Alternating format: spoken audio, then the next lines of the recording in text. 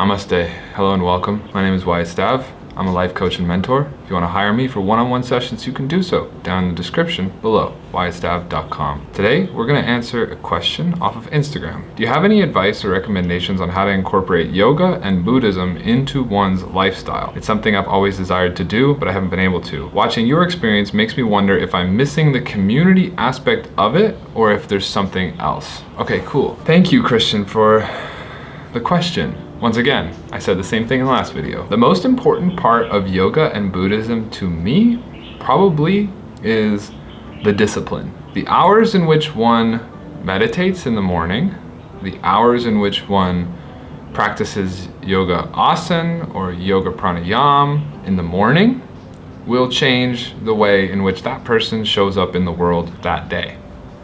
And if compounded enough times, enough mornings, then it will change the life permanently for good. This life and the next life. So to me, the first way in which we incorporate yoga or the Buddhist practice of meditation into the life is by setting an anchor point for the morning. The anchor idea is something that I got off Dwayne "The Rock" Johnson long before I ever opened a spiritual book. He was posting how he would do 4 a.m. wake-ups, and that was his anchor. Even if he was going to bed at 11 p.m. the night before because of a long day on set, it did not matter. He was always up at 4 a.m. and he had a very specific morning routine he would always honor that would set his day up for success every day. All of us have our own definitions for success. Personally, my definition of success is happiness.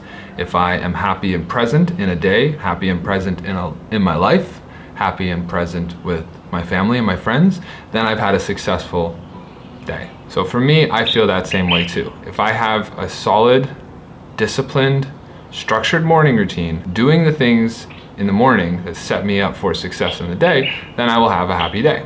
And then I've had a successful day. The anchor point. What does that look like? Well, to me, it means that pick a time in the morning that is a challenge for you, but isn't out of reach, isn't completely out of reach. Like when I first heard about The Rock doing 4 a.m. wake-ups, I, at that point in my life, in my journey, was having a tough time getting out of bed before noon. There are some beautiful birds in the garden behind me. So I was having a tough time getting out of bed before noon, which means that for me at that point, transitioning from a 12 noon wake-up to a 4 a.m. wake up would have been impossible. So my first sort of goal was to move my 12 p.m. noon wake up back to 10 a.m., eventually 9 a.m. I remember when I finally got to the point where I was regularly waking up at 9 a.m., I felt really accomplished. Not only did I feel accomplished, but I felt better. My body felt better. My mindset felt better. My days were better. Everything started to work out better for me, become more successful in that definition, that happiness. So 9 a.m. was like the first anchor point that I really aimed for. And then from there, okay, back a little bit further, maybe we try 7 a.m., maybe we try 7:30, I don't know, see where we can go with it.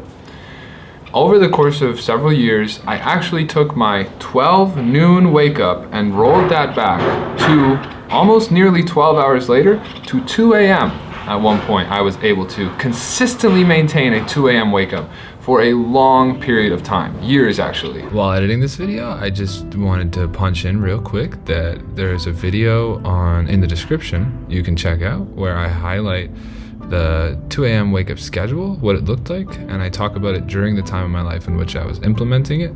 I sit at a desk in this video and I just walk you through why I woke up at 2 a.m. and all the things I would do in my day to use the time most efficiently. And yeah, if you're interested in that, it's in the description. Okay, back to the video. And the reason for doing that at that time in my life was specific to the grind that I was in and the building mode that I was in. So for me, 2 a.m. meant that I could do 8 hours on my YouTube channel before going to do 8 hours on my day job. I wanted to put my side hustle before my main hustle because I wanted my side hustle to one day eventually become my main hustle. My first step, my first suggestion to you, either of those practices, like when I lived in the Buddhist temple, it was a 4 a.m. wake up. Pick an anchor point, any anchor point, do your best, pick one, and then either start with a meditation, could be 15 minutes of sitting, could be 15 minutes of breathing, could be 15 minutes of hatha, so asana. okay?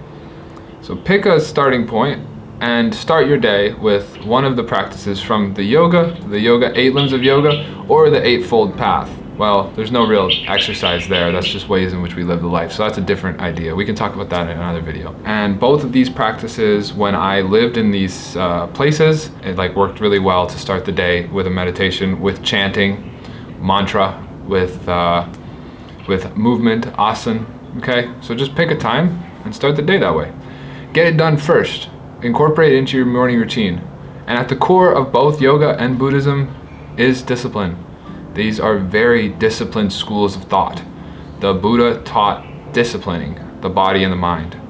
The yoga teaches disciplining the body, the mind, the energy. It requires discipline to sit in the lotus posture and meditate for hours a day. It requires discipline to hold a yoga asana 10 breaths, 20 breaths. When it gets difficult, there's an expression, when the posture becomes difficult, yoga has begun. Right? So inside of the hatha practice, the asana practice, when the posture becomes difficult, the benefits are now available to you. So that means when the difficulty arises, having the discipline to be with the difficulty and not label it as pain, just label it as a sensation and be in it, is all part of taking your life, your energy to a higher level. Okay? Okay, I hope that answers this question. We can definitely talk about this more in other videos. I think that this one I could do like 5-6 videos on. But I think the most important part for me on my journey was the earlier wake-ups and then incorporating the spirituality into the morning instead of the scrolling. And that just shifted everything for me. Okay. Thank you so much, Kristen. Appreciate you guys for watching. Hope that this helps you in your journey. I will see you in the next video. Bye for now.